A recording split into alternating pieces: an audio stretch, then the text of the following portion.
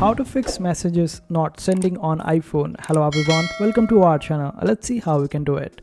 For this, just simply open up your settings and then make sure that you are connected to internet first of all, and just try switching it off and on, and after that just simply select the option of airplane mode and turn it off and turn it on. After that, if the messages are still not working, simply scroll down and search for messages in your app settings. Select messages and make sure that your messages are turned on, and you can select rest of the settings as well. After that, just get back.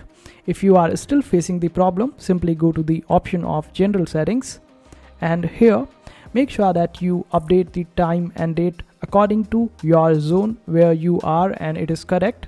And after you reset your time and zone according to your place and location where you are, your messages should be working quite fine. If the problem is still there, then just simply scroll down till the very end, and here you get the option to reset your iPhone. Simply reset it, and after that it should be working quite fine.